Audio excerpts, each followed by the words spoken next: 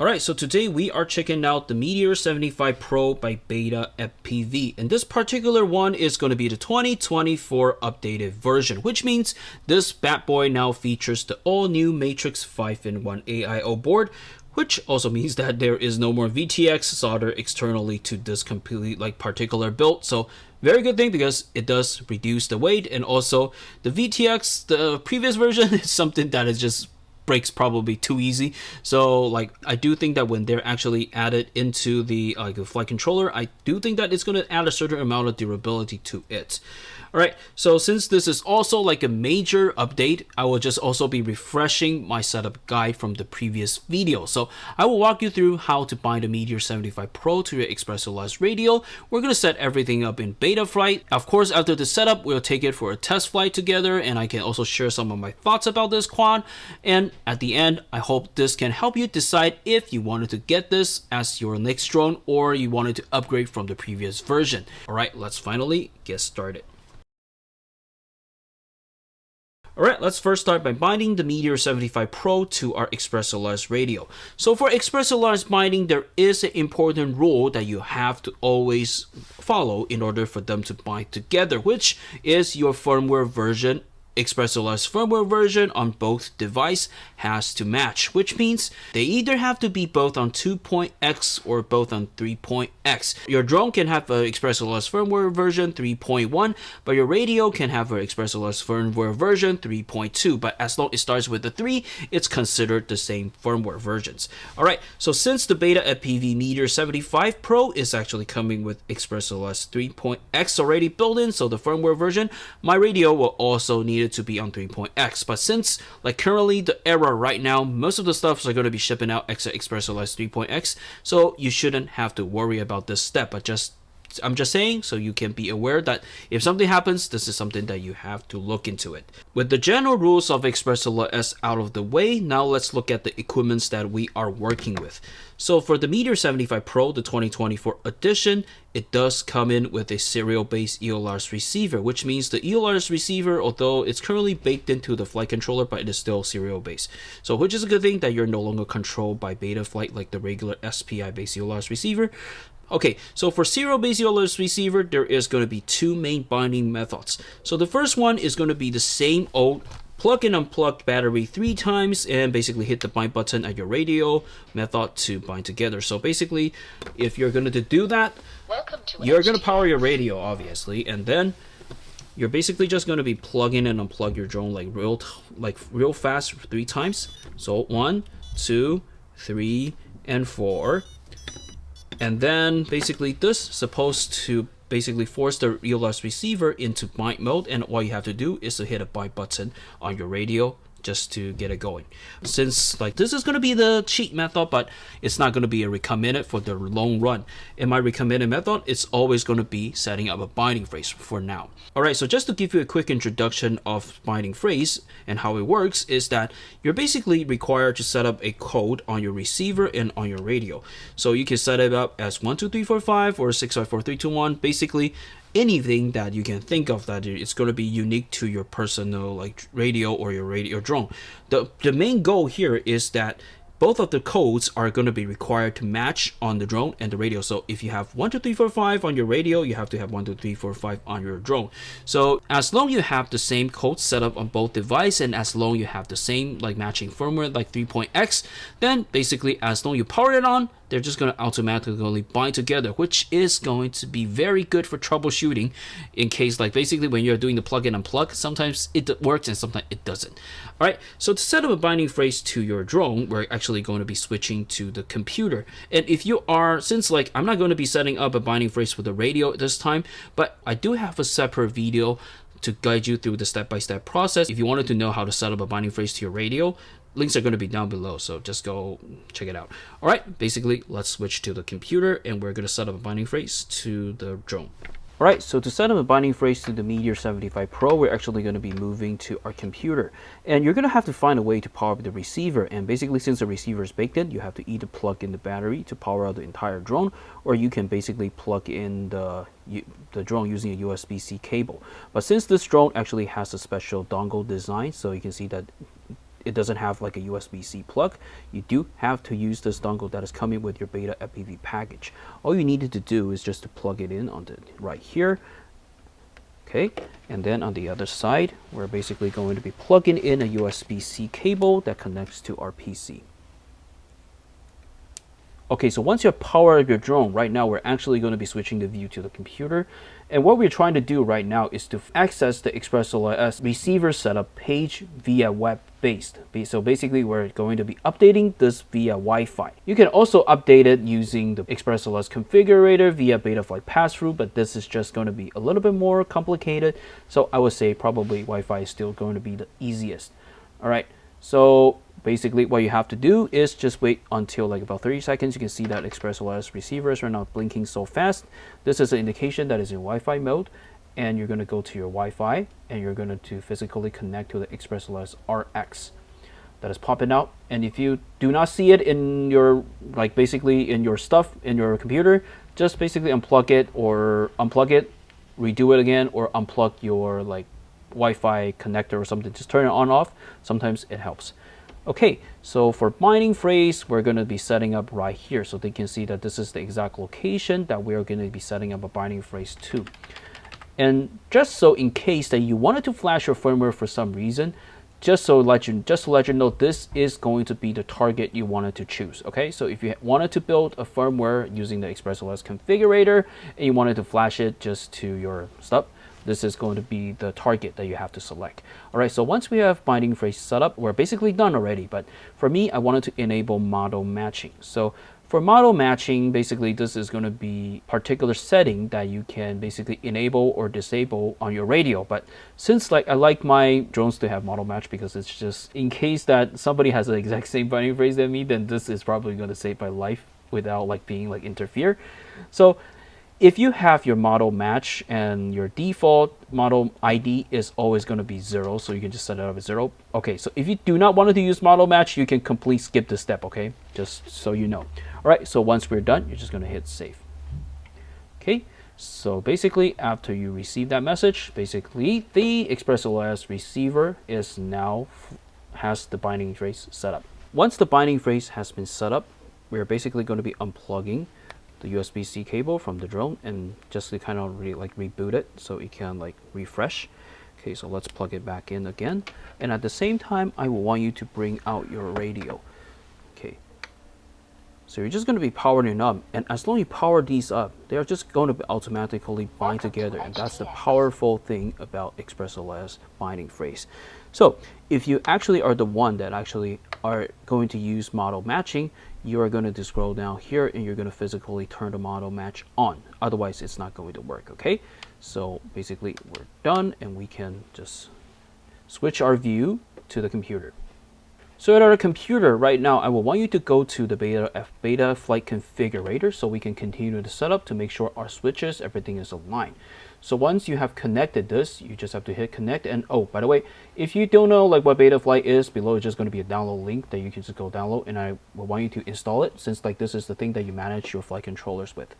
Okay, so since this is a bind and fly quad, nothing much that you needed to set up. Most of the stuff are going to be enabled for you. So we just have to make sure that our radio is actually talking to this properly. So you can see that if you have a successful connection, this is going to be very good for troubleshooting. You can see that your stick movements are going to be reflecting on the receiver tab.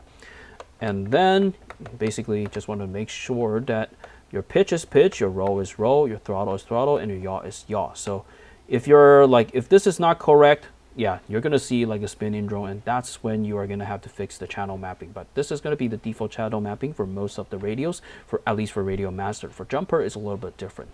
All right, so let's go to the Modes tab. So the Modes tab, basically, this is the place that is going to allow us to control our switches. So if you have the radios, like if you just got your radio and most likely your default setting is basically on the manufacturer, this is going to be aux1, aux2, aux3, and aux4. That's going to be the sequence that most of the radios are following this. But if you're unsure, basically what you can do is you can just always adjust it to auto. So what we're trying to do here is you can see that this particular thing says arm, right? So arm is basically for you to like arm your drone so the motor starts spinning so you can take off, right? So we're going to assign a switch for it to control so it can arm. So if you're unsure that which aux you're at, you can always adjust it to auto and then just flip the switch, and you can see that the little yellow dot is coming into the bars, and you can see that's coming to be red, and this is going to be indication that it is working. Okay, so since like we know that this is going to be aux 1 and modes is going to be aux 2, so aux 2 is going to be this one, so you can see that at the bottom, we're going to get angle mode, and if we flip it to the middle, it's going to go to horizon, and we flip it on the top, it's going to go to become as acro mode, so basically air mode, acro mode actually. So for the beeper, number 4 is going to be our switch, and for the flip over crash is going to be aux 3. Okay, so basically that's the bulk of the setup, and you just have to hit save. And next, let's actually go to the video transmitter. So for this one, I like to always go to Raceband 1. This is going to be the thing that you set up your channel with. And for the power wise, you can start from 25 up to 400. But if you're just flying like close proximity, I would say probably 100 should be sufficient enough, because like the higher the VTX power that goes, the more heat it generates, and it basically damages the board a little bit faster. So if you wanted to stick with 100 for like basically around the house, for probably as long you're kind of like have no obstacle in the middle, this should be enough. But if you're seeing like a lot of interference or whatever and wanted to adjust a little bit more, 400 is the max you can go for this particular drone. And once you are done, you can just hit save, and then this is basically going to be the bulk of the setup. All right, so basically let's switch back to our bench and let's give it a quick test to see like if the motor actually spins if we plug in the battery, and then we can go test fly it. All right, so we are back to the bench, and basically what we're going to be doing right now is we're just going to get a quick power on test to see if when we flip the arm switch, if the motor actually spins. All right, so once this has been powered on and everything is connected, once you flip your arm switch, this is the thing that you're supposed to see. Okay, so this is a good thing that is working.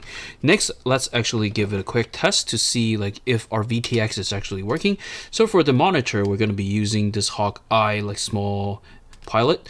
And basically this is going to be same as your analog goggles. So once you have set up the correct channel, so we have set up R1, right? So this is also R1, so you can see that we are actually getting footages. So this is a good thing that everything has been set up correctly. All right, so now let's basically bring this out to my front yard and let's give it a quick flight test. All right, so we're switching the scene to the front yard. So we're basically going to give the Beta FPV 75 Pro 2024 edition a test flight for the first time. And for the battery wise, we will be using the one that was included. So this is going to be the BT 2.0 550 batteries. All right, so basically let's plug it in and let's give it a go. Okay, so one thing that you can probably notice is that they actually update their plugs to be like this. So right now it's like a lot more easier to plug and unplug compared to the previous one. Previous one, you really have to like be very careful because most of the time you're just going to rip the cable off. So this is a very good design. All right, let's put it on the floor and let's take off. The footage you're seeing right now is coming from the Beta FPV CO3 camera and is recorded directly into my Skyzone 040 Pro goggles. The CO3 camera is going to be a budget option that works, that is developed by Beta FPV, but the footage quality is just going to be okay. You will be able to see most of the things you need to see when flying, but other approaches like the skies will be just completely blowout and completely white out. Which I would say for this particular setup at $100-ish like range, this is completely acceptable because you have to also consider this is a super tiny and light camera. So yeah, nothing to complain about. So based on my initial flight, it seems that the 2024 edition has much better default tuning compared to the previous generation. It is still not perfect, but it feels more locked in. Especially when you're performing freestyle movements, there seems to be just less overshooting or like jitteriness or shakiness when pulling off tricks, which I kind of experienced from the previous gen, because the previous gen, for some reason, the tuning just doesn't feel right when you just get out of the box. But this one, it's okay. So talking about the freestyle capability, this quad is definitely one of the most powerful 1S groups that you can find on the current market. The 75mm frame will allow you to put a massive 45mm tri-bladed props onto the motors. The extra length of the props is going to give the quad more overall lift, which is going to be essential for freestyle performance. And with the newer upgraded Matrix AIO flight controller, you get a weight advantage over the previous generation. It's not going to be a significant number. It's only going to be 0.5 grams, but hey, when you're in this class, like every single tiny bit of weight loss matters. So another important worth mentioning portion is that the VTX is now finally integrated into the AIO board. The previous generation VTX was definitely a disappointment. The way they designed the previous VTX and its mounting was just not good enough.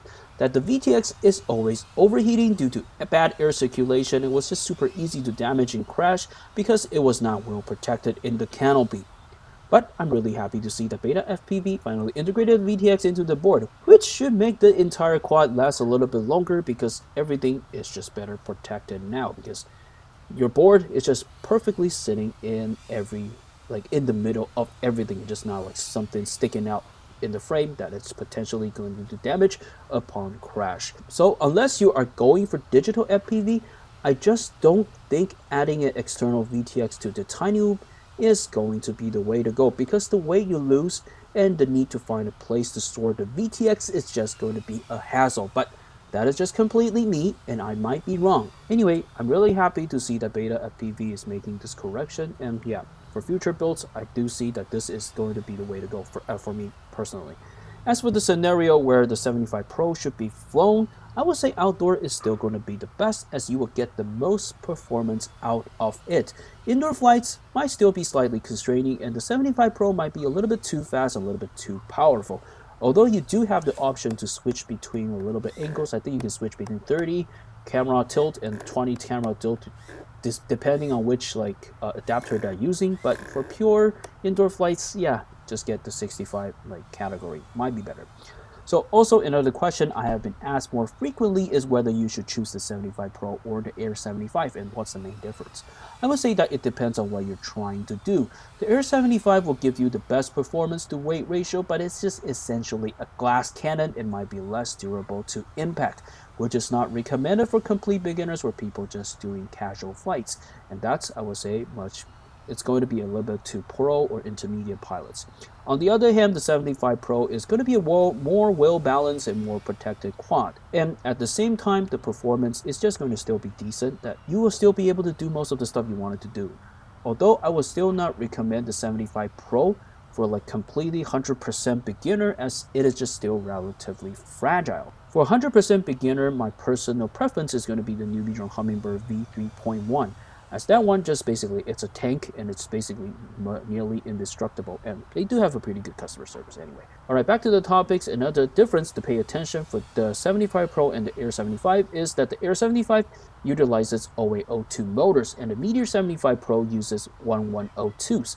The OA02s should be much better for air circulation, and it's going to give you a better top speed because it's smaller and can spin faster, while the 1102 may just not spin as fast, but they are bigger and flatter motors that will give you a better torque power at the lower end. In my opinion, the low end torques will allow you to pull yourself out a little bit easier, so your stick doesn't have to travel as far. So if you just ask me which one to choose between the two, I like the lower torque, so I'm all in for the 75 Pro over the Air 75.